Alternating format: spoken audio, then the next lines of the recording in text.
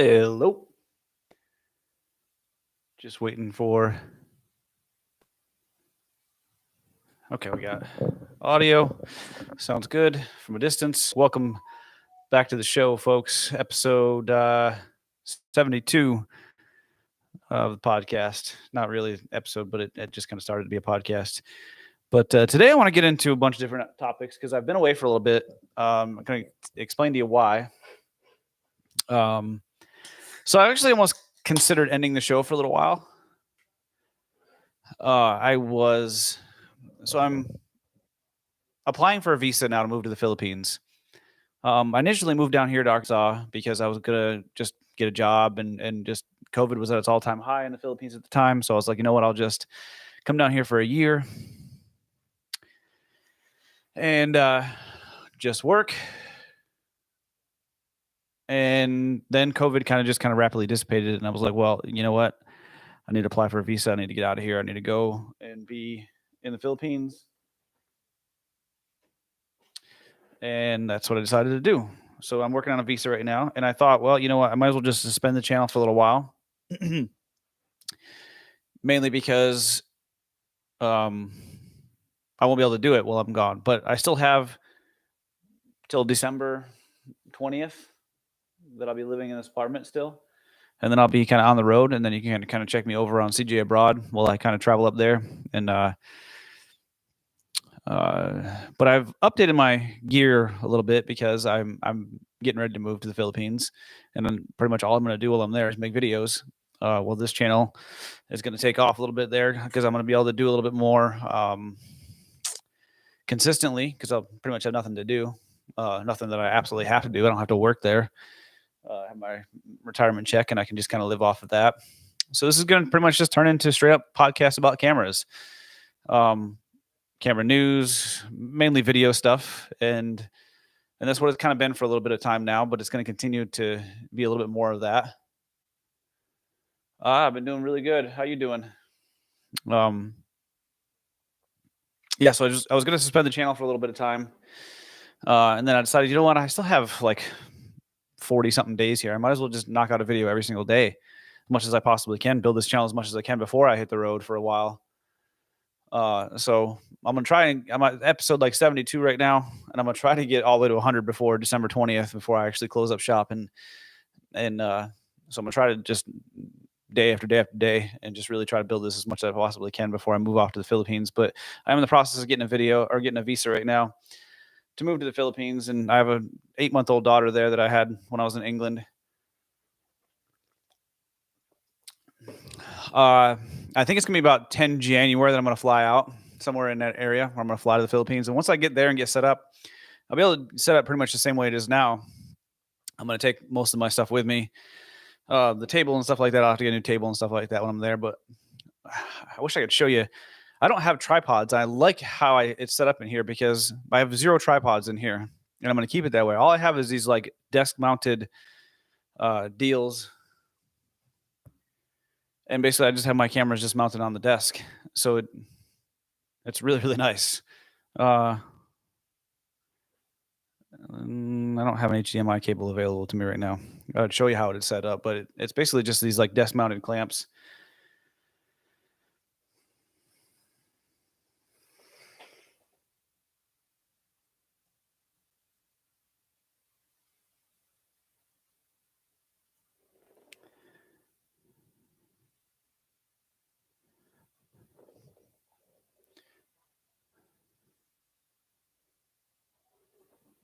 So basically this right here, and it's just mounted, and I have a different head on the top there. I've got a regular video head, and it's just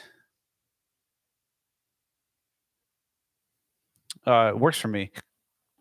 Seeing you're using the Lumix views on the L mount and lenses. Oh yeah, I got views on it.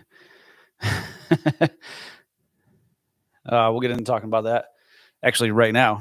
So I'm trying to update my equipment so that I'm perfectly ready to make the videos that I want to make when I get to the Philippines. So here I've got the Panasonic S5, and I love this camera. Today I just ordered a new lens. My views on the L mount is it really has been underwhelming, I think, in my opinion. Comparatively, I mean, it did the L mount. Well, sorry, Panasonic started making L mount cameras not that far behind Canon's Z mount, or sorry, Canon's RF and Nikon Z mount, 6 months or something like that, if that, before the first S1 came out. And if you look at the Canon and Nikon lineup, the Z mount lineup and the of lenses and the Canon RF lenses, there is basically a complete lineup. There's everything that you want there, right? I mean, there's a holy trinity F2.8 lenses, you know, a 16 to 35, a 24 to 70, and a 70 to 200. All F2.8s. There's also all F4 versions of that. The F4 ultra wide is a 14 to 35, and then they have a 24 to 105. But then they have the 70 to 200 F4. They have a ton of different prime lenses. They have some like specialty lenses, that weird new dual lens thing that just came out, fisheye type deal. You know, what the first lens that came out was that 28 to 70 F2, which is pretty much a one of a kind at this point. On the other hand, Nikon, you know, they've got their complete lineup as well. Like, I think they've done a really good job. But you look at the Panasonic lineup, which again isn't very far behind. I get that you've got the complete lineup pretty much in the Sigma side. Sigma is kind of holding that whole alliance thing up. But there are some good lenses. So one, I think, to be honest with you, the best kit lens in the game right now, if you're going to buy a new system and you want to, you know, get into the best, I think this 20 to 60 f3.5 to 5.6 is the best kit lens in the business, period, hands down. I don't think there's an argument against it. Kit lens wise, I think Sony is, you know, they're 28 to 75 or whatever it is. I don't really understand 28. I don't think it's wide enough for what a lot of people want to do with their cameras nowadays. I think 24 should be the minimum.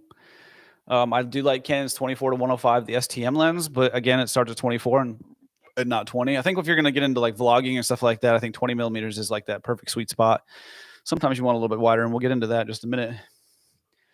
But I think the 20 to 60 is a really, really nice lens. It's perfectly sharp. It has great images, great image quality. It doesn't have stabilization like a lot of other kit lenses do, but the focal range, I think, is really, really nice on this lens.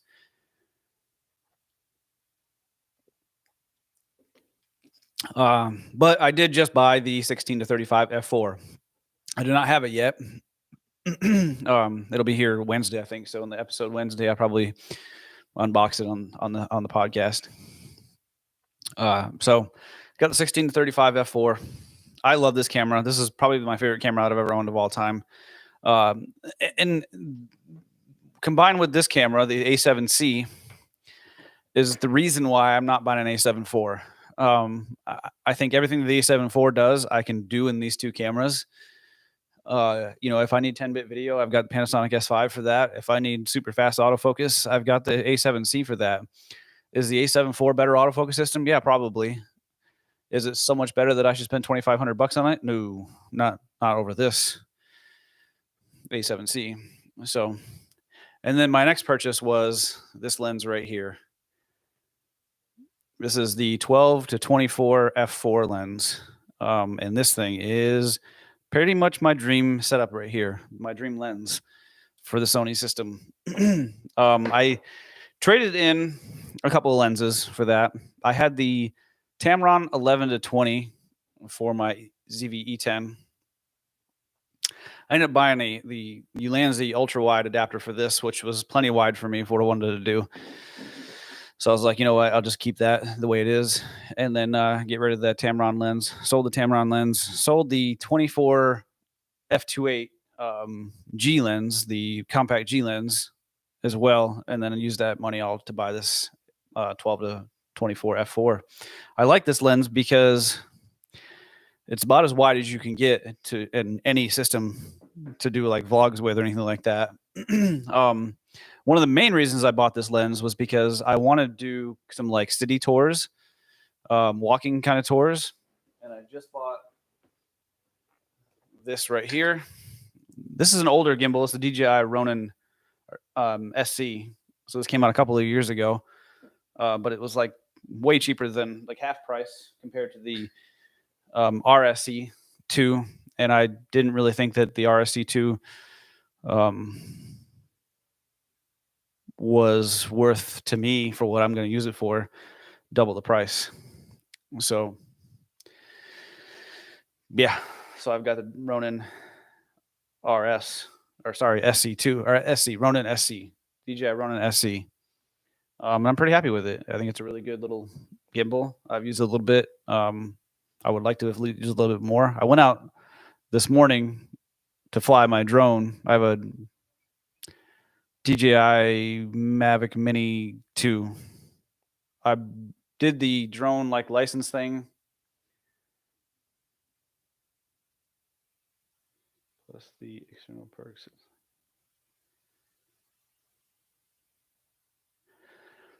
Yeah, that's a good question. Or that's a good comment right there.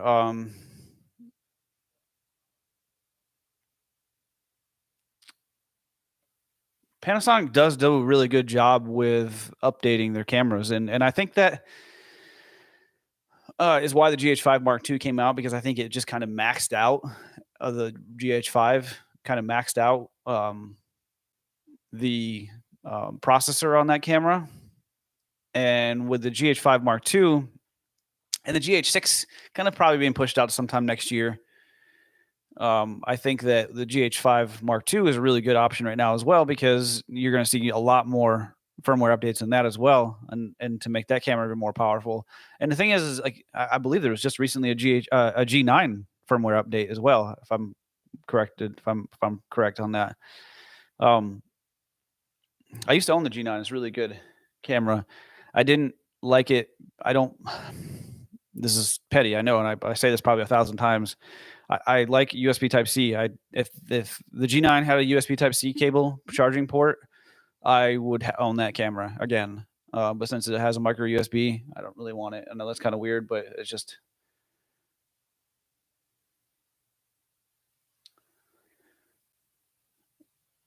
I am Hassan. That is absolutely 100% correct. Sigma is holding up the L mount right now, single-handedly. They absolutely are. I mean, not holding it up. I mean, if it wasn't for Sigma, I don't think anybody would be buying the L mount, to be honest with you, because I think there's like 9 lenses or something like that, 9 or 10. And there is a 35 millimeter 1.8 coming out. I don't know when exactly that's coming out. There was just a rumor about it. We'll talk about that tomorrow's episode. But there's a 35 1.8, and that's other than 2 Sigma lenses, a 35 f2 and a 35 1.4. That is the only Panasonic branded 35 millimeter that's currently out. When you look at a company like Sony, and this is why Sony leads the industry, there's like 6 or 7 different 35 millimeter lenses just Sony branded as there is. Let alone all the third party options. You know, you've got the 35 1.8, you got a 35 G Master 1.4. There's a couple other ones I know. There's like there's an older 35 1.4, a Zeiss version, I guess.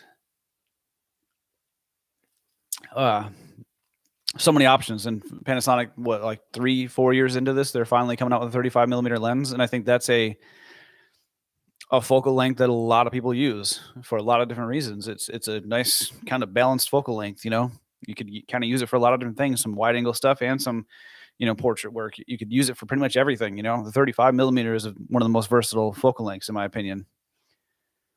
And they're just now coming out with a 35 millimeter lens. I think, Canon, when they came out with the RF, the first lens they came out with was a 35 1.8. I think Nikon's was fairly early too. I can't remember exactly, but when their 35 came out. But anyways, bunch of information, bunch of news has come out over the last week and a half or so since I've done a video.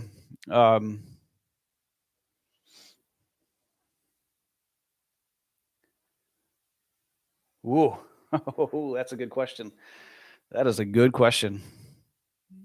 Ooh, if I had $4,000 and I was going to start over completely, what would I buy? Oh, man.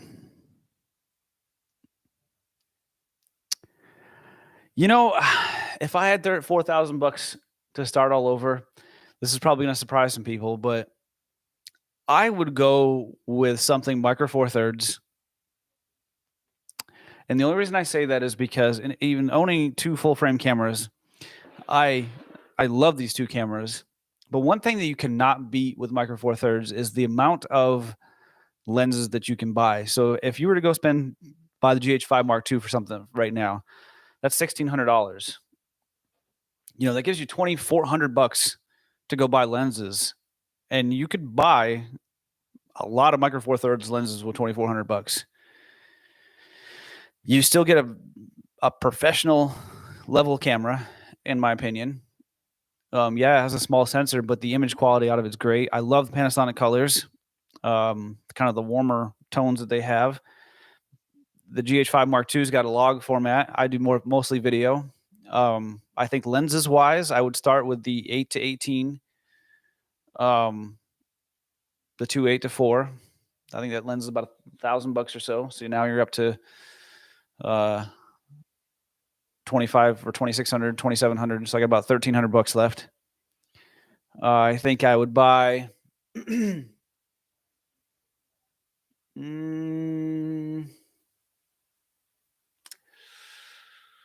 That's a tough one.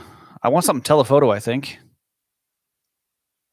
But I would probably go with a cheaper telephoto lens because it's not something I would really use all that much. I think I would go with kind of one more professional type lens, maybe Olympus 12-100. I think that lens is like another $1,100 or $1,200. The F4, kind of a travel, I could do it all kind of lens.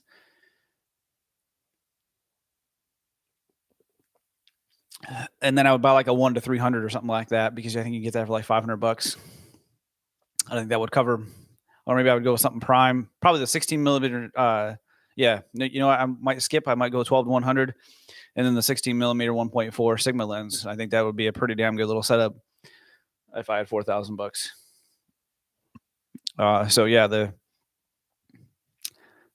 GH5 Mark II. If I had $4,000 right now to buy what is available right now, knowing what's coming and stuff like that, like the GH6, like that would be a pretty nice little camera too to have. I might lean more towards the GH6, and like the 10-25 f1.7 would be a pretty badass little setup as well. Might put me a little bit over $4,000, but we don't know exactly what the GH6 is going to cost at this point. There's rumors that say it's going to be $2,500, and I think that lens is like $1,800 or something like that, US. But yeah, I really love, even though I don't own a Micro Four Thirds camera, I really do love the Micro Four Thirds system because it's just so versatile. Plus, you can get a lot of very good lenses. I mean, like the Sigma 1.4, 16 1.4 is $400. You can't get any other lens. I think that lens is perfect. You can't get any other lens that's that fast and that wide for that price in any other system at all. Doesn't exist. Not for that price anyway. I mean, look at Fujifilm 16 1.4 is $1,000. It's $600 more. So that's what I would do. I think if I had $4,000 and I was getting into this right now, and if you're asking me if that's what you had, $4,000, that's exactly what I would go with. Would be something Micro Four Thirds, simply because I think Panasonic is a system you can kind of grow with as well. You know, if one day you do want that full frame look, you can move up and you'll be able to use the same menu system. The controls generally of the camera are pretty much exactly the same. All the buttons are pretty much in the same area. So, I mean, you can move up to an S5, or maybe there's an S5 Mark II in a year or two, or an S1 Mark II, or, I mean, maybe you get really big into it and you got an S1H Mark II or something like that in a couple of years. And the overall like use of the camera, the muscle memory would be all there. You'd be able to just go right into it. I would say something Sony. I love Sony cameras. My issue with Sony cameras is I believe that the Sony system has almost kind of flipped, or I have kind of some theories on what's going on right now in the camera industry. One of the great things about Sony, I thought, in the past, was they were the best bang for your buck camera. If you wanted a camera that had, you know, a great lens lineup, great autofocus system, you know, and best bang for your buck, like the money that you're going to be spending on it, the price to features kind of ratio, I thought Sony was always on the top of the list. I really did, because you know, Canon traditionally has come out with cameras that were, in my opinion, overpriced. And then if you waited a year, the price would come down. So it was a great option to wait for a Canon R6, you know, a year or so down the road. But now the Canon R6 has been out for a year and a half and it's still the same price. It's just not happening anymore. The Canon doesn't drop their prices anymore. Like previously to this, like look when the Canon RP came out, like a year later, you can get it for like $800 less. You know, the Canon R, when it came out, just a year later, you could buy it for a few $100s less. You know, the previous cameras to that, the 6D Mark II came down in price. The 5D Mark IV came down in price. You know, obviously the 1DX doesn't really come down in price. That's a flagship kind of thing. It didn't really come down in price. But when Sony comes out with cameras, typically they price their cameras a little bit lower. Like when the A7 III came out, it priced at $2,000. The A7 IV is out now, and you still are paying $2,000. If you want to buy an A7 III right now, brand new A7 III, even though the A7 IV is out now, you're still going to pay the exact same price it was when it came out in 2018. In 2018, that was a hell of a deal. In 2020, not so much. Still a great camera, but it's not worth $2,000 comparatively. Not when this is on the market for the same price.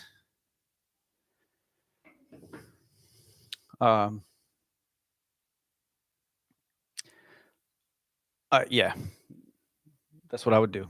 That was a really great question. And if you ask it tomorrow, I'll probably give you a different answer. I'm not gonna lie to you. But anyways, some big things came out this last couple of weeks. We'll get into.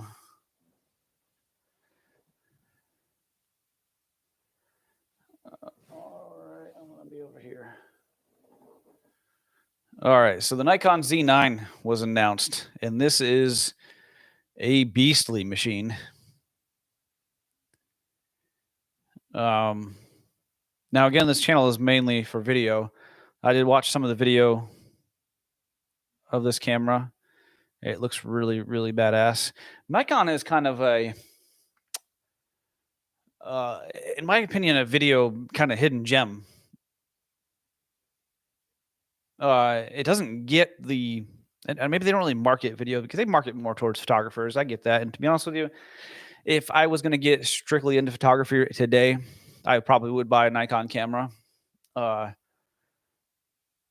Z mount camera, probably something like the Z6 or something like that, or maybe even a Z5 if I was going to get and start photography today. I like Nikon cameras for photography, but really, honestly,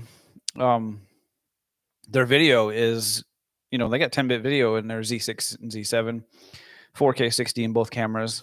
You know, their autofocus system is still phase detect. It's not as good as Canon and Sony's, but it's still pretty damn good. It's just, it's not a, you know, when you don't have like the YouTube community, I guess, behind your camera so much when it comes to video, a lot of the YouTube community, I suppose, they don't really get a lot of, you know, notoriety, I guess, when it comes to video, but they are very highly spec'd video wise. I mean, this camera does 8K 30 and 4K 120. And its price, this is what I mean by the Sony has kind of flipped on the best bang for your buck camera.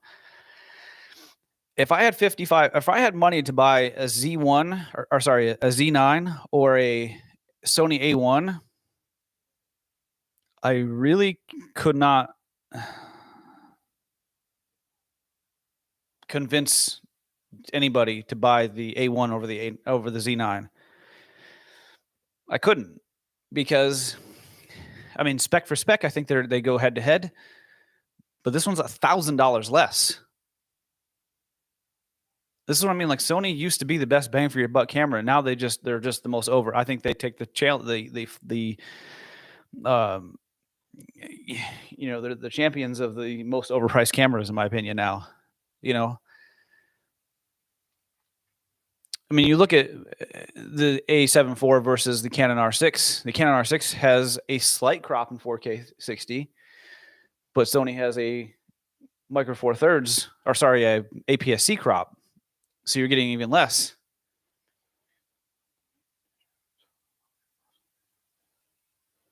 Yeah, you're right. It is outstanding. Plus, they also have the that sensor shift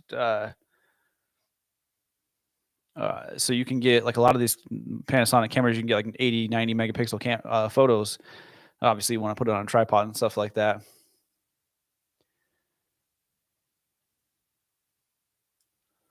But yeah. So Nikon's video is really good. It just doesn't get the notoriety because you don't really have the YouTube community behind you. And a lot of that has to do with the fact that Nikon is so reluctant to put a fully articulating screen, which most video people want when they do video. And even nowadays, a lot of photographers want the fully articulating screen too, because when you do portrait stuff like that, it's so much easier to just put the screen like this. You know, it's just a lot more easy. Now, if you're doing landscapes, you know, you much rather kind of be behind the camera. And actually, landscapes, if you do have your thing out like this, that is actually kind of difficult sometimes to kind of frame properly. So maybe that could be some reason why. I mean, Nikon's, you know, traditionally more photographer anyway, but I think they're video wise. I mean, you get 10-bit internal video, 4K 120 frames per second, 8K 30 spec for spec. This competes with the A1 again at $1,000 less. And I'm sure this has IBIS in it, but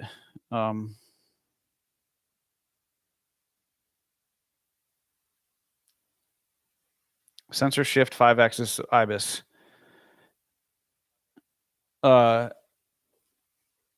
I don't know if it's going to compare IBIS wise with the Sony A1, and maybe it doesn't. But with the weight of this camera compared to the A1, you're going to get a little bit better stabilization because you just heavier is better when it comes to stabilization.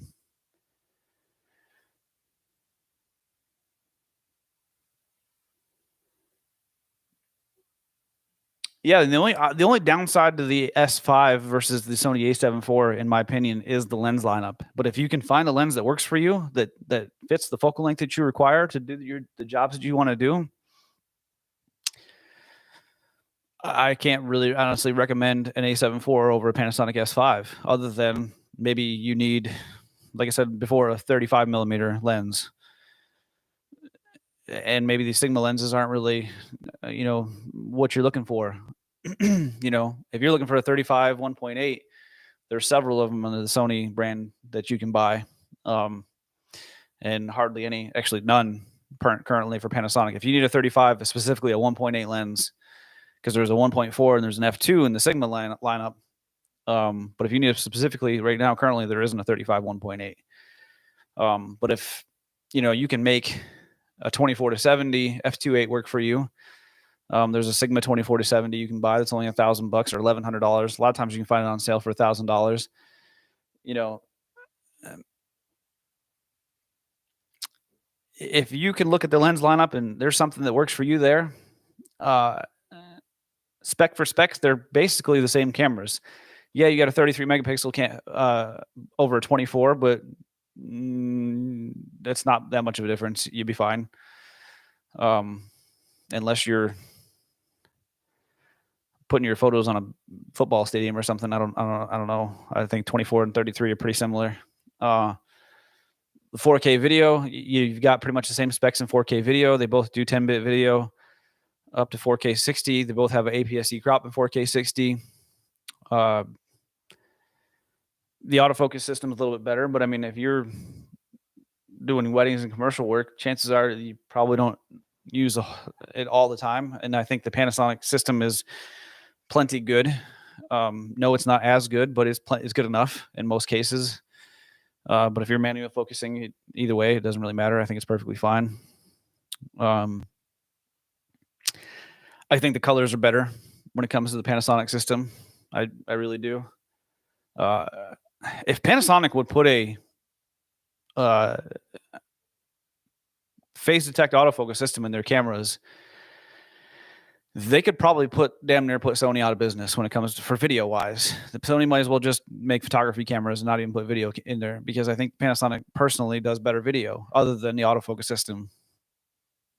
And now that they're fully into this full frame system now, the S1H is, you know, a video powerhouse. Netflix approved. You can make Netflix videos with S1H now. If it's also just the lens lineup needs to kind of progress a little more. Panasonic needs to put out more than 3 lenses a year. Considering like Canon and Nikon probably put out, I don't know, like 7 or 8 on average. You know, they've got a complete lineup now. Everything you could want in the Panasonic and the Nikon Z mount and Canon RF is available. Obviously, you know, I don't think any lens lineup is going to be completely satisfied when it comes to prime lenses. There's always another prime lens that people are going to want. You know, there just is. Just, you know, but they're going to continue to keep putting them out. It is what it is. All right. DJI Action 2 was announced. This is an interesting camera, but it was actually something that I was really considering buying. Some of the videos that came out, you know, talked about overheating a lot, and I wasn't all that impressed with it. And after it being announced, I probably won't end up buying it.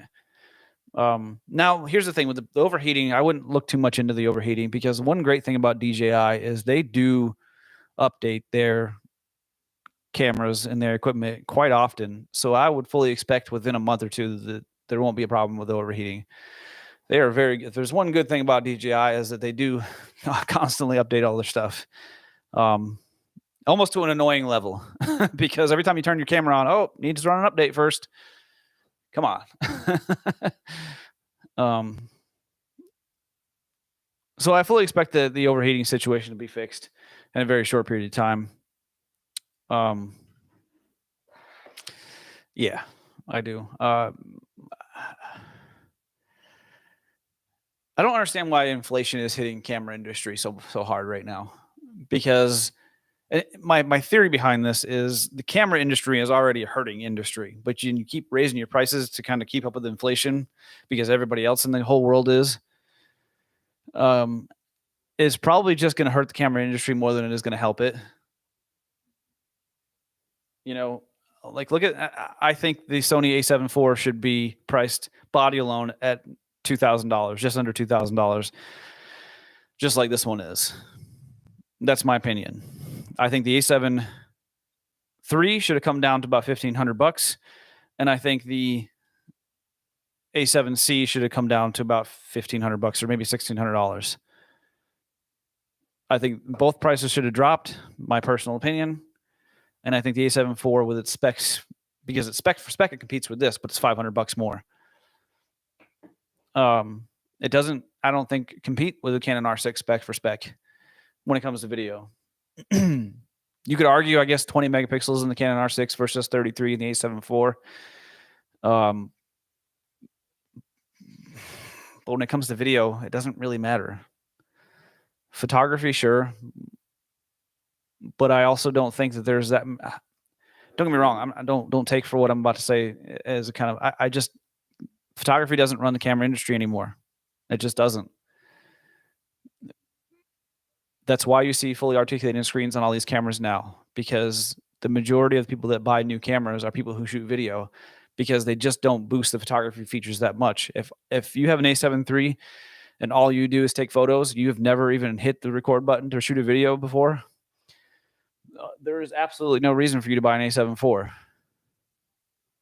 because I don't think you're going to get that much better photos out of it. You know, buying a Z6 versus a Z6 II, there's no point in buying it, because you're not going to get better photos out of it. If you have an old DSLR that shoots 24 megapixels, you know, if you have a 6D Mark II and all you do is photography, or a 5D Mark IV and all you do is photography, I don't think it's, if you have lenses and stuff like that, I don't think it's worth it for you to go buy a Canon R system. You know, I don't think there's enough upgrades when it comes to photography to go upgrade your camera every year. But when it comes to video, if all you do is video, it does make sense to upgrade your camera. I think the difference between the A7 III and the A7 IV for video is a huge difference. At the same time, I still think that the price should be a little bit lower than it currently is. And I think a lot of these cameras now, like the Z6 versus Z7, or sorry, Z6 versus Z6 Mark II, is the same thing. It's a video jump in specs. It's got same 24 megapixel sensor in there. But now it has way better video specs. I think the Z6 only had 8-bit 4K 30, and now the Z6 Mark II. Granted, you could hook it up to an Atmos Ninja and get some 10-bit video out of it, but that was just through that Ninja. Now you can get 10-bit internal and up to 4K 60. So I think a lot of these cameras right now that are coming out are just video bumps. Photography-wise, I don't really think it's really that much, but I don't really understand the inflation that's coming to the camera industry, because an industry that is hurting probably the most out of everybody. You're gonna in a 20% increase in price over 3 years. I don't know. I think that's a little bit high. I could see a price increase. I think the Sony A7 IV should be $2,000. That's my personal opinion on it. But I'd probably give you $2,200. I probably would have ordered it if it was $2,200. But the fact that it's $2,500, I don't really see. I probably would have sold the A7C and probably even the ZV-E10 and bought an A7 IV. But when I looked at the A7 IV for $2,500, I was like, Also, I think Daryl had mentioned that he tried to trade it in his A7 III, and they gave him like 900 and something pounds for it, and it's a 2,000 pound camera in the UK. Brand new. Previously, now I've traded in cameras at Wex Photo Video when I used to be. I don't know if that was where you went, but I've traded in cameras previously over the last couple of years. I was there in England for 4 years, and the general consensus was when I traded in a camera, as long as it was in good shape, which I usually keep my cameras in fairly good shape, that you would get about 2/3 the value. And now it seems half. It seems generally you get about half of what the value of the camera was brand new.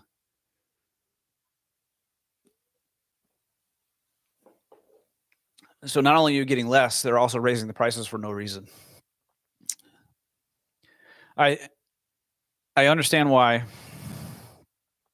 Obviously, the A7 IV video-wise is better than the A7 III, but I think the standard is, in my opinion, a $2,000 entry point into the full-frame system. I don't care what the specs are. The current entry point, I think, into a professional level video camera is 10-bit video at 4K 60. I think that's the minimum. If you're trying to make a professional camera today, and your minimum specs in the camera should be 4K 60 with 10-bit video. And I think that should be $2,000. If you want more than that, then you go up to the $2,500 camera, or the $3,000, or the A7S III, where you get 4K 120. A1,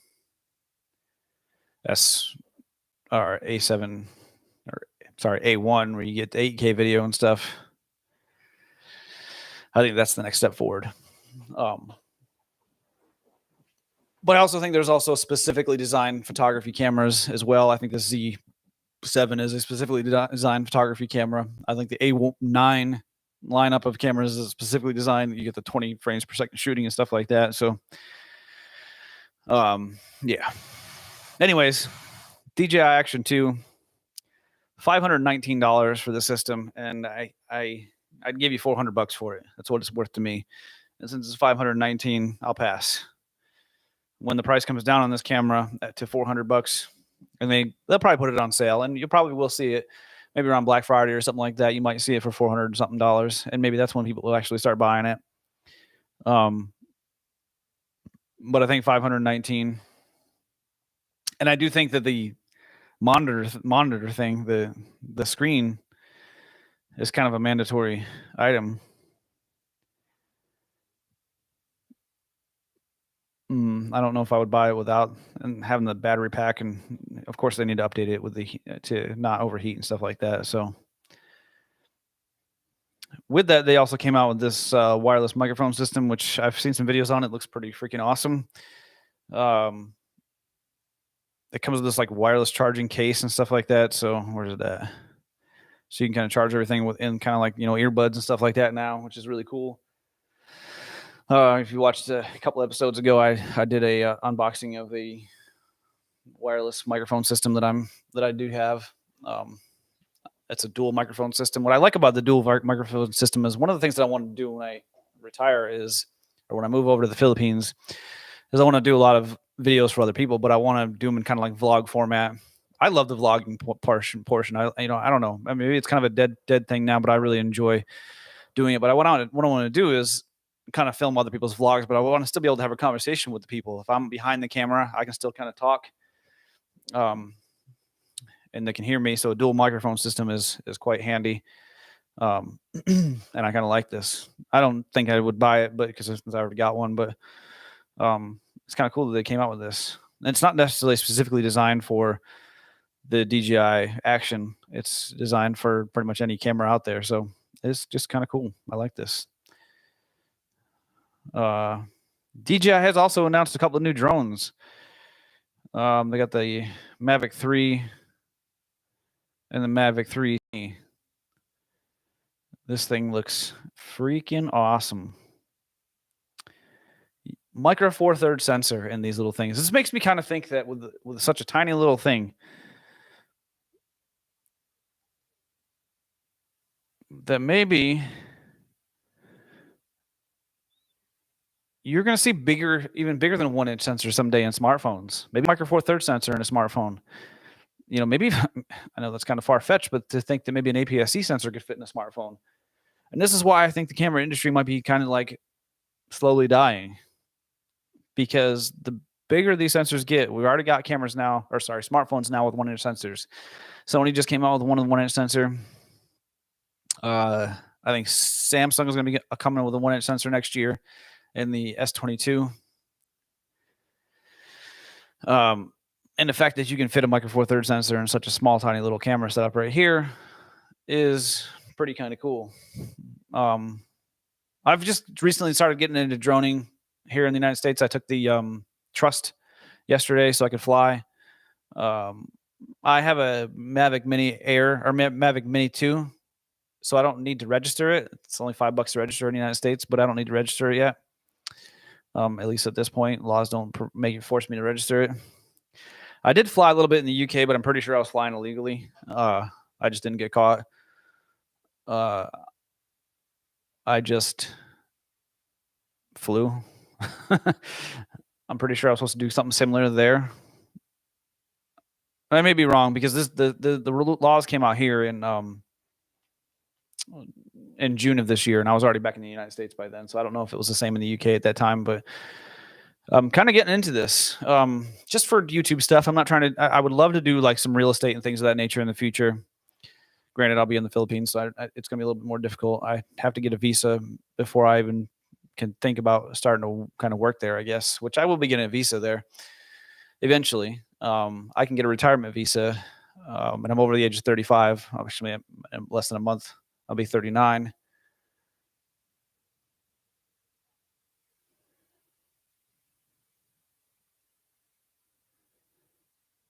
In the UK, I took it. It was like a.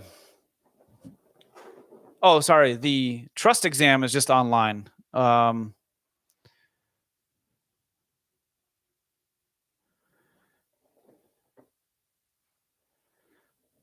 Basically, you just go to this website right here. Where is it at?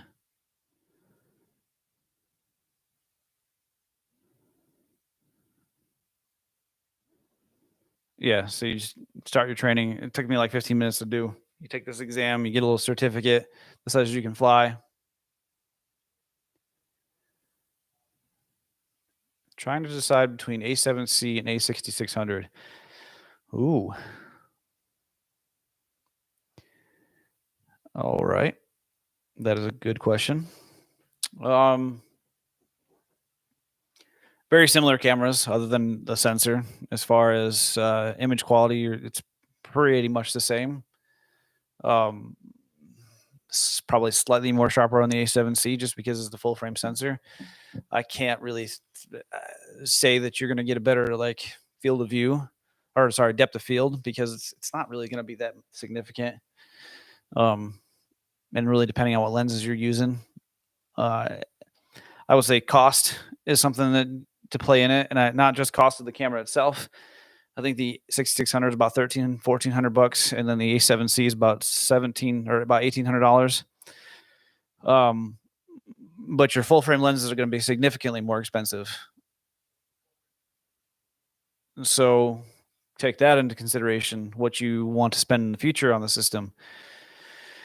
The A6600 has some great options. You know, telephoto wise, not so much. If you're trying to shoot some long distance stuff, obviously you can still go to the full frame lenses with that camera. And the great thing about that is the crop factor as well. A lot of people use APS-C sensors for shooting wildlife because you can increase the focal range of your camera. Yeah, they definitely are. This conversation will probably go towards both of those cameras. The matter of fact, I have both of those cameras, ZV-E10, A7C. So again, it kind of goes for both of those cameras. The A6600 and the A7 or the ZV-E10 are very similar. Few more features on each camera. Well, really, the ZV-E10 has a few more features, I think. I guess they both kind of have. Well, the 6600's got in-body image stabilization, like IBIS sensor shift stabilization. The ZV-E10's got electronic stabilization, and I don't really want to get it spec for spec. You can find that. Really, just the use scenario. I love the full frame look, and I can tell the full frame look. I can see it. It's sharper, it's crisper, it's cleaner. But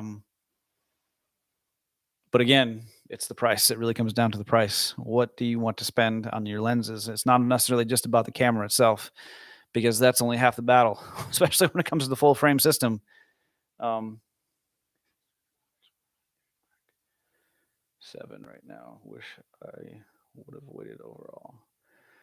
Well, the A6100 and the RX100 are both, or 6100 and RX100 are both really great cameras. And when it comes to if it's video you're looking for, they're both pretty much the same.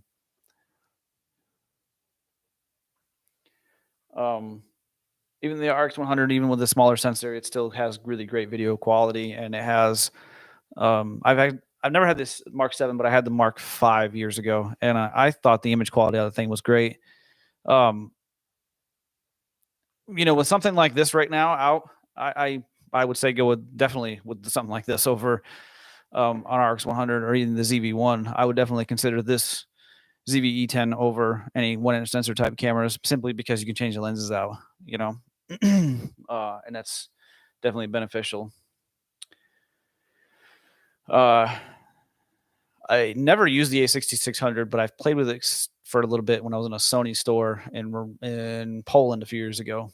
And matter of fact, when it first came out, we went into a Sony store in the mall, and they had literally weeks after the camera was announced, and I was like, wow, this. And I've used the A6500, I've used the 6400, I've used the A6000 before. And the build quality of the A6600 was definitely on another level, I thought. The buttons and everything were much nicer. The rolling shutter of the ZV-E10, it's the same as every other Sony camera. I don't know what it is with Sony trying to just overuse that sensor. And maybe it's just one of these things where that's the downfall of using a camera that was designed for photography, for video. I don't think the sensor readouts and the processing power is just quite there yet when it comes to these cameras, a lot of these cameras, because the rolling shutter is two things that's great. This is one major benefit of the ZV-E10 over both of those cameras, is the one, you can get the what is it called there? I've got it here.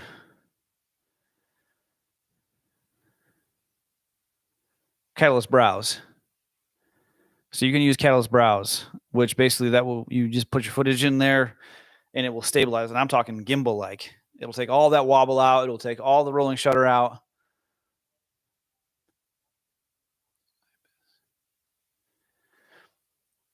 Is the active steady shot comparable to the IBIS in your opinion? The active steady shot is, image quality wise, is far superior to the IBIS and the Sony. That's, I think, no doubt about it. The IBIS and the A6600, it's just as good as not having it at all. It really is. but you're going to get a crop in when you use the active steady shot, you're going to get a crop, and it's going to be significant to the point where, you know, if you have like I had an 11mm lens, the Tamron 11 to 20 f2.8, and when you use the active, it was like still like I don't know, it was at least a 24, 25. It does crop in quite significantly. Now you can kind of adjust that crop when you use the Catalyst browse and just you put no stabilization on it whatsoever when you're using the camera, and then put it in the Catalyst browse. Or there is like the Zhiyun Crane M2.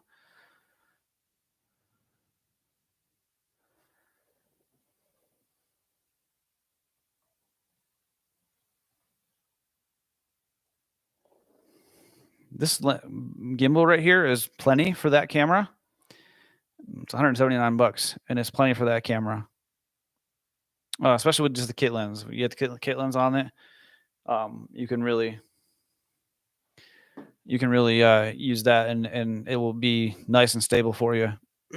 I think this is a really good option, especially with the price of the ZV-E10 compared to the A6600. It's that way. You know, the full frame Sony cameras aren't nearly as bad when it comes to the rolling shutter, in my opinion. They're actually quite a bit better, but it's still there. The wobbliness in the corners is always still there. If you kind of pan really fast, you'll see a kind of the jello effect, I suppose. But you know, you can take all that stuff out with the $179 gimbal. That's one of the major reasons I bought this right here. I got the DJI Ronin SC. This was only $279, so it worked just fine for me. Yeah, that might be a little too heavy.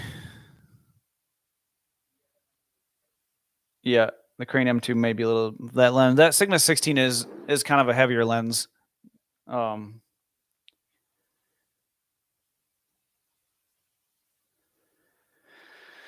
Yeah, so I mean, if the ZV-1 works for you, that focal length and stuff like that, the 24 to 70, it's a f1.8 to 2.8, I believe. It's a really nice lens. I've had that camera. I wanted something wider than 24. Pretty much the stuff that I want starts at 24 and works its way back rather than up. So I mean, that's why I bought this 12 to 24. This thing is just massively super wide. I love it. And I got the 16 to 35 coming Wednesday for this. But yeah, and I'm just gonna pretty much use them for gimbal work, on the gimbal most of what I'm gonna do. But yeah, I've had the Crane M2. So the problem with this Crane M2 is I've had it. I think I used it. I had the Fujifilm XA7, and it wouldn't do that great of a job with that. But I do think this is, when you break it all down and it's just the camera and the lens, it is lighter than the XA7, I believe.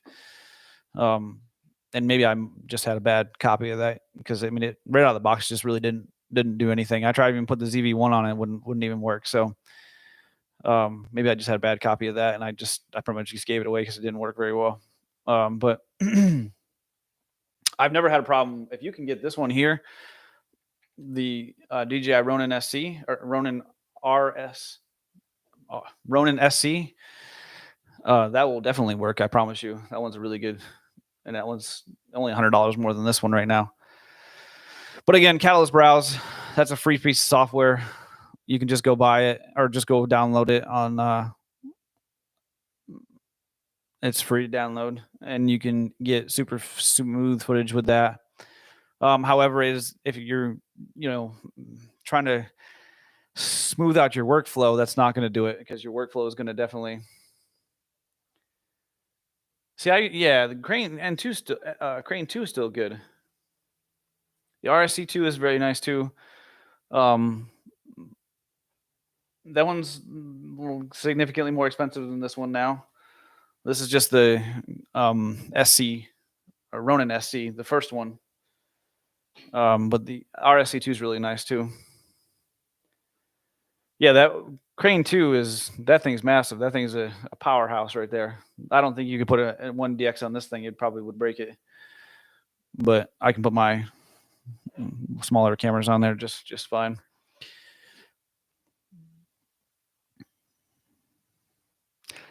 just this past, well, I guess it was a little over a week ago,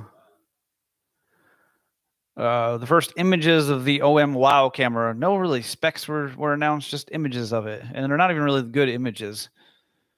I'm kind of excited to see what this is going to be because Olympus has kind of not yet, but I'm going to get into that. Olympus has, under the radar, been one of the best video cameras out there. They just don't put a lot of high-end video specs in their cameras, but stabilization-wise, autofocus-wise, they're really good, and don't get a lot of notoriety when it comes to the video because they don't have a lot of high-end video. There's even the one, what is it called? The EM1X, like their flagship, I guess, camera, still at 8-bit video max. You know, it was 4K 30 8-bit video, but still, you know, good autofocus, stuff like that. But they don't put the high-end video features in there. And I think that, again, like I talked about earlier in the episode, video runs the camera industry, period, right now. Like I said before, if you're a straight-up photographer, there is no need to upgrade your camera every year, every time a new iteration comes out. But when you're a video shooter, there's such huge jumps every camera cycle. You know, like I said, you know, I compared the A7 III, the A7 IV. If you're a straight up photographer, you have never even hit record on that A7 III to shoot a video ever in its existence. All you did was take photos with it. There's no reason to go to the A7 IV. You're not going to notice that much of a difference between 33 and 24 megapixels. It still has the same burst rate. It still has all pretty much the same photography features. Unless you absolutely need the other, 9 megapixels. But to be honest with you, if you're really in need of 9 megapixels, you might as well go up to an A7R. There's no point in buying an A7 III, I don't think, A7 IV. But if you're a straight up video shooter or a hybrid shooter, there's definitely an upgrade there. If you're an A7 III shooter and you got a whole lineup of A7 or full frame Sony lenses and stuff, by all means, it's not a bad upgrade because the video specs on it are definitely far superior than the A7 III. So anyways, if OM Digital comes out with a more high-end video type camera, this could be kind of a big deal. Maybe some 10-bit video and stuff like that, 4K 60, maybe even more than that, something that competes with the GH6. And let's get into that one because really, who cares about Olympus?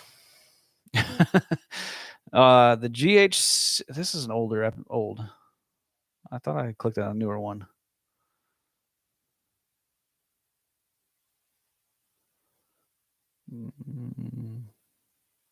There was no real, there was all this talk of like the October 27th being like the birthday, and I kind of missed an episode there.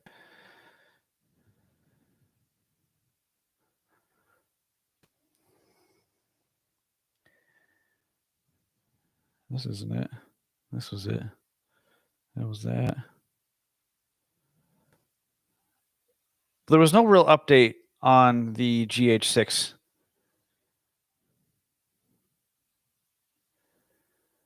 Other than it says it's taking longer than expected, which we all kind of expected that.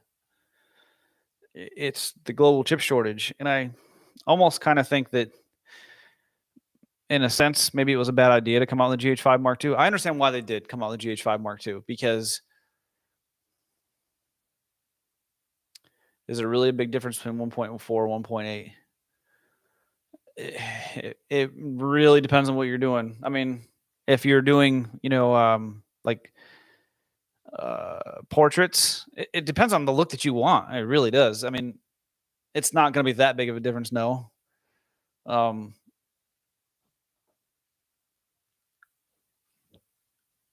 I've used a few 1.4 lenses, but they're all on APS-C. I've never used a 1.4 on a full frame lens, full frame camera before. I've always used just 1.8s. And I felt like the 1.8 was plenty of shallow depth of field for me.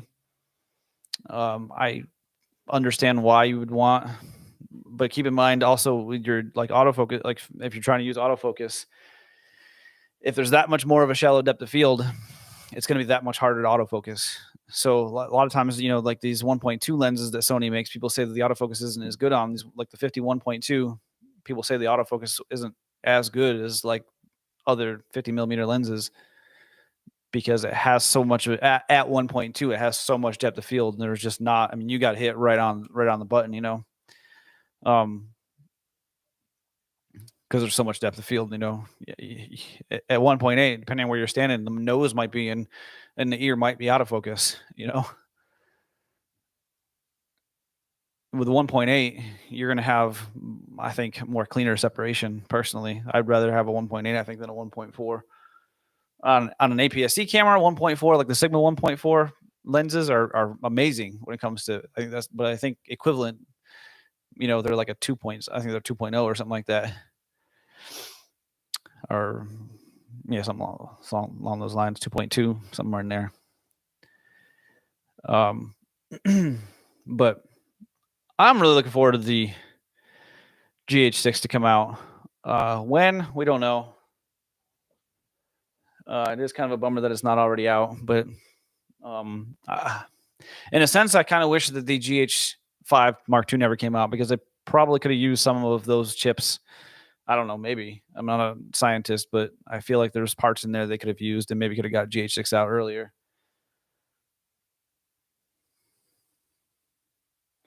Yeah. I've watched a bunch of Richard. I've not seen his videos on that, but I've watched a bunch of his videos. Yeah, but I don't think there's that much of a difference. I think you can get professional level images out of a 1.8. Absolutely. There's no question there. It really kind of comes down to I would take a 1.8, especially because typically, like for instance, Sony's 51.8 compared to the 51.2. Sony's 51.8 is garbage. It's like pretty much the only lens in the Sony lineup I wouldn't recommend. But there's like a 50 f2.8. There's a 51.4. There's the 55 1.8 that I think I would recommend over. Like, that's a really great lens too. Yeah. It's just the whatever kind of like look you are really trying to get. It's the experience. Yeah, I agree. But I will be back again tomorrow night. I'm really enjoying doing these shows, so I'm going to do them a little bit earlier. We have daylight savings time here, so we moved kind of back an hour. What do we got here? Right. Rumors are GH6 will have phase detect. Not too sure about that. Maybe the next Panasonic full frame will have the phase detect. The S1 Mark II, maybe.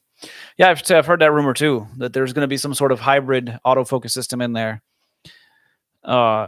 Potentially something like what a lot of the camera companies used to do, where they would have so many phase detect points and then so many contrast detect points. And that might be just like that step in the right direction for Panasonic when it comes to their autofocus system, having a kind of a hybrid one, some phase detect autofocus points, and then some contrast detect autofocus points as well. A hybrid autofocus system. That would be pretty freaking awesome. And I've heard that rumor too, and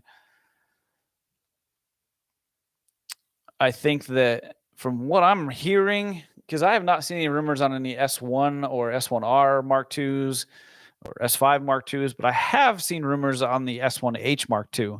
Now, even though that's, other than the S5 was the last camera that they made, but I honestly believe that the S1 and S1R, more like the S1, not so much the S1R. S1R is kind of a niche type camera. It's more for photographers. You got the higher megapixel count, 47 megapixels. I think you'll probably see an S1R Mark II at some point, but I don't see an S1 Mark II ever again. I see an S5 Mark II and I see the S1H Mark II. But I could definitely see them putting some sort of hybrid autofocus system, because I think that's the only thing holding the Panasonic system back. I think the autofocus system in my S5 is perfectly fine. I really do. It's perfectly fine for what I do. I'm okay with it. Matter of fact, I don't always use it. You know, a lot of times I do manual focus. I'm getting better at it. Panasonic needs an S7 below the S5. I agree with that. I think I definitely agree with that. I would love to see entry level entry level into the full frame system, and I say that because be around $1,500 or less.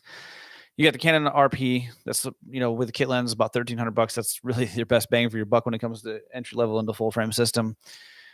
But and then you've got the Nikon Z5. The A7C is a little bit different, kind of a gray area with the A7C kind of lands, because you have basically the same features as the A7 Mark III.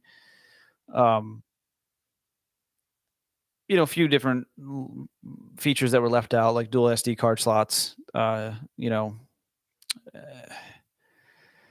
Video features are pretty much the same: 8-bit 4K 30 max. You have the same battery and all that stuff. So I mean, and a much better EVF, bigger EVF. This EVF is pretty much like, I don't even know why they put it in there. They probably could have just done without it. But something like the Z5 and the Canon RP, the Z5 is around $1,500 with the kit lens, and the RP is around $1,300. But when that thing came out, it was more expensive. It's kind of, like I said before, it's dropped in value or dropped in price. But if you look at Canon, Nikon just came out with their ZFC. It's an APS-C camera. But Canon hasn't come out with an APS-C camera in over 2 years. We're coming up on 3 years since Canon's had an APS-C camera. And, before all this, phones have kind of done everything they've done in the camera industry recently. A lot of people were talking about how 1-inch sensors were catching up to APS-C. And I would say the only downfall of the 1-inch sensor camera is there are none on the market with interchangeable lenses. There was one years ago, Nikon made their Nikon 1 series, had a 1-inch sensor with interchangeable lenses, but I think they had 3 cameras and 4 lenses or something like that. And then they closed it down. I want to say that Samsung, when they used to make cameras, had an interchangeable lens camera with a 1-inch sensor. It was a tiny little thing you could, and it only had one lens that worked. It was a 9mm lens or something like that, and it was like a credit card basically with a 1-inch sensor in there. Yeah, and they really have. I think so. When it comes to APS-C cameras, I think a lot of these companies, Canon, with them not making nearly as much money as they used to, obviously they got rid of all your 2/3 sensors, the tiny little super zooms. Excuse me. They haven't made the G7X Mark III came out in 2019? Was it 19 or 18? It was sometime it was in October 2018 or 2019. It's been 3 years. 2 or 3 years. And that camera was garbage when it came out. It really didn't do 4K video. It overheat after a minute and a half. And when you did shoot in 4K video, it had terrible autofocus in 4K. Actually, I think it had terrible autofocus in 1080p as well. They didn't put dual pixel autofocus in it. So that camera was outdated from the day that it came in. As a matter of fact, the sensor that's in the Canon G7X, they actually got from Sony, that was in their RX100 Mark III. So it was the same sensor that was in the RX100 Mark III. So several year-old sensor that they put in that camera, 2016 or 2015, somewhere in there. And they put it in a camera that was made in 2019.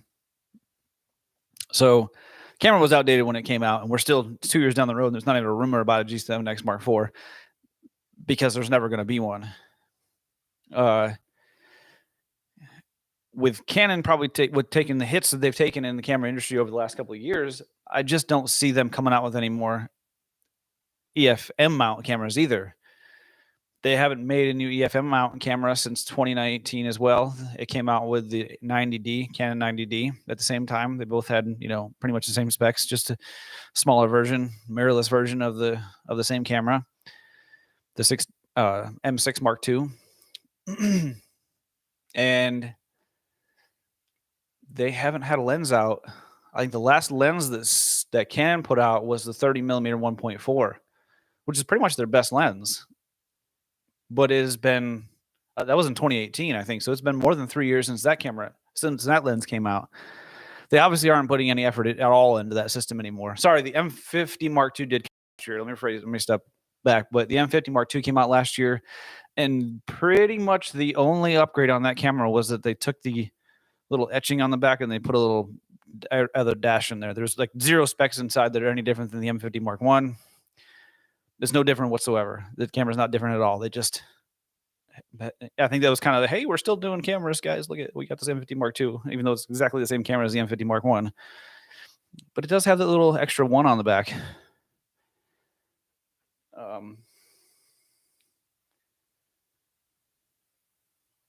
Yeah, so they actually have discontinued their EF mount. That's not to say they don't have great lenses still for the EF mount. You can still buy great lenses for the EF mount, but they're never going to come out with a new lens. That's never going to happen. I don't think they're going to come out with the EFM. I think the entry level into camera systems now, you either use your smartphone or a full frame camera. And I think that what you're talking about with this S7, Panasonic S7, I think that absolutely needs to happen. I think you look at the Canon RP, that's the new Rebels. You know, the old Canon Rebels. Everybody started their YouTube channel back in 2014 with the Canon T5i, you know, or T3i or whatever it was. Everybody and all the big YouTubers, everybody that's anybody on YouTube right now started their YouTube channel back in 2010 or 2012, 2013, 2014, somewhere in there with the Canon T3i. That was the entry level into the camera system back then. Today, it's a full frame system, entry level. T2i, there you go. Everybody had the Canon Rebel, right? And I think out there it was like I had a 200D, and that was the, I can't remember what the hell it was in America. I had a 200D when I was out there in England. But yeah, anyways, I think Canon all but has not announced the fact that they're not making Canon APS-C cameras anymore. Exactly. Nobody cared about specs. People were shooting in 720p. Nobody cared. Maybe even a little lower than that. But nowadays, everybody, because the thing is YouTube isn't about, you know, shooting funny cat videos anymore. People have full-on careers on YouTube now, and they start their YouTube channel with the intentions of making it a full-on career.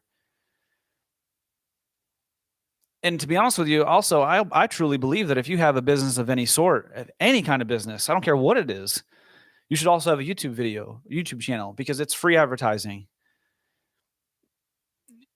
If it reaches one person, that's one person that didn't see what you're trying to show. It is a business now. YouTube is a business now, and not everybody makes it. You can see my count, like 170 something subscribers on here. But I truly intend to make this some sort of business in the future. Like, this is going to be a podcast that is going to be in the future. Nobody else is doing this on YouTube, I don't believe. There are what's the guy's name? I can't think of his name. He's The Art of Photography. He does a podcast, but it's just on like Apple Podcasts. He does like 2 or 3 episodes a year.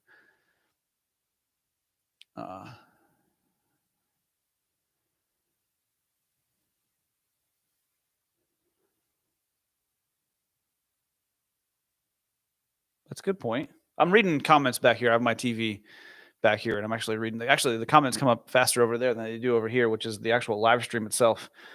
An S3 for sport and action. Make S7 for entry. You know what I would also like to see Panasonic do? And I did the video on this because a while back, the GH6, I was hoping that it would be an L mount, an APS-C. I know that it wouldn't be because it's the G lineup, right? But I would love to see something along those lines. I understand fully about what I just said, that APS-C is kind of dying as well. But when I look at the Micro Four Thirds system, I like the Micro Four Thirds system because it's a completely professional system, in my opinion. Yeah, it's a completely professional system in my opinion, and it's a lot cheaper. These things are. This was I don't even. You all know how much this lens was. It was freaking expensive. And equivalent to that in the Micro Four Thirds system, there's not really anything equivalent to that in the Micro Four Thirds system. Maybe something like the Olympus 7-14. That's like $600-700 cheaper than this lens. You know, the most expensive lens they have in Micro Four Thirds, correct me if I'm wrong, is the 17-25 or maybe the 25-50. I think they're both about $1,800. You know,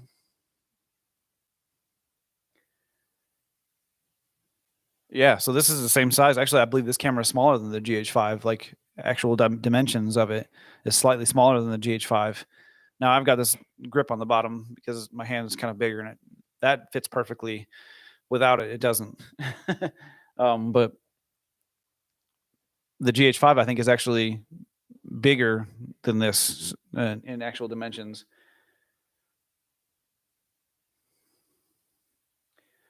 Yeah. So I would love to see an entry level, and I don't necessarily mind if it's obviously it's going to be broken down some specs. You know, if Panasonic goes with a hybrid autofocus system on their GH6 and their S1H Mark II, come out with a S7 like you're talking about here with the old autofocus system, but for like $1,300, you know, a year from now, 6 months from now, having 4K 30, even if it's 8-bit video, I'm totally okay with that. With the depth from defocus autofocus system, and it's $1,300. Man, you won't be able to keep it on the shelves. Something like a full frame version of the G95 or G85. You know, and pair it with this kit lens, which is like I said before earlier in the episode, is the best kit lens in the business. I think personally, my personal opinion is the best kit lens you can buy. In the full frame system. And then look at Nikon. Nikon they have a 24-70 f4 that is their kit lens for the Z6, but they're truly entry level kit. I'm talking entry level kit lens is their 24-50. It's like a plastic, weird lens.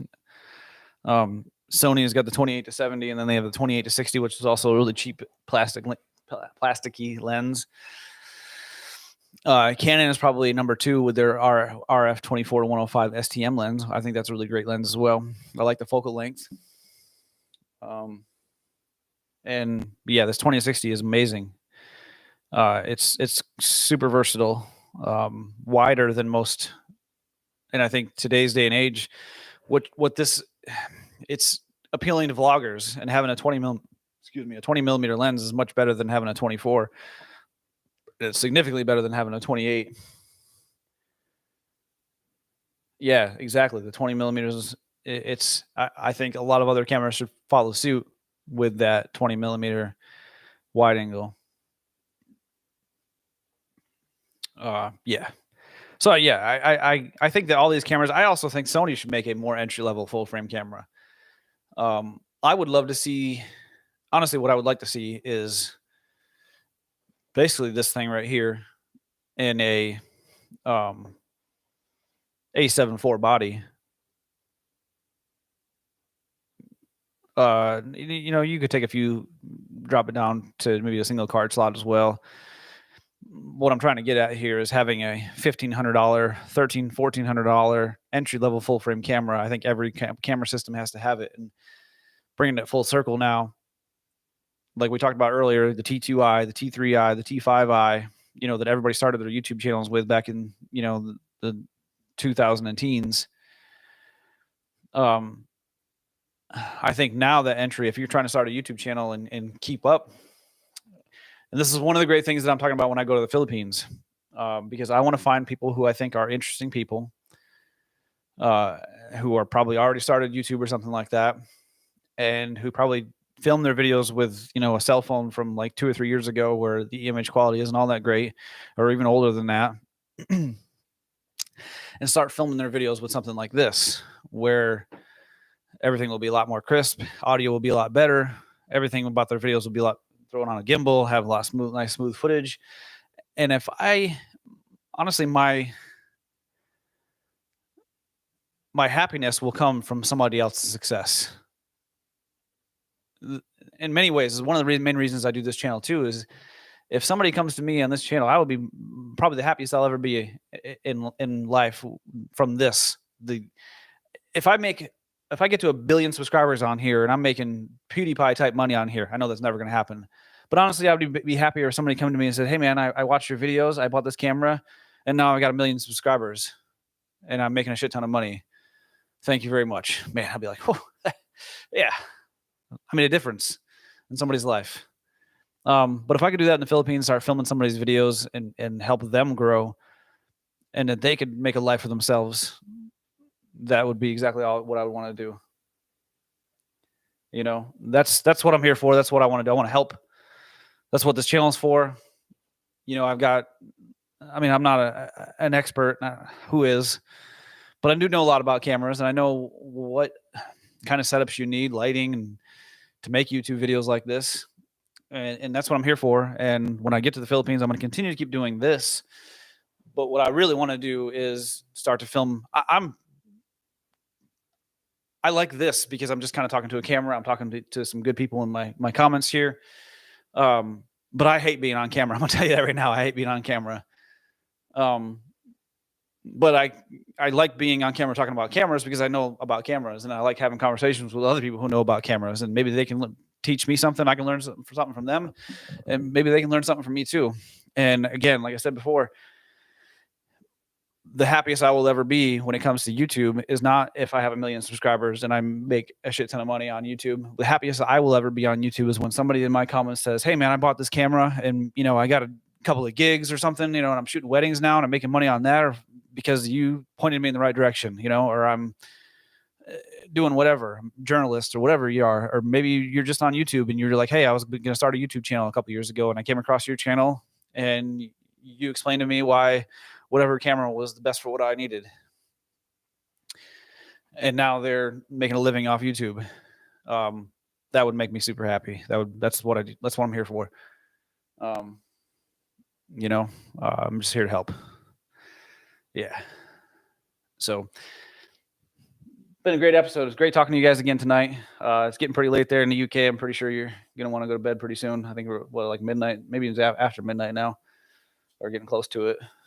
So I'm going to try to start doing these a little bit earlier. This one went pretty long, which I would kind of like, almost an hour and a half.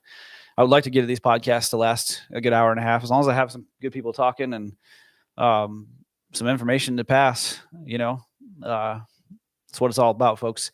Thank you all for coming in tonight. I had a great time, great episode, and we'll see y'all tomorrow night. Have a great one. Later.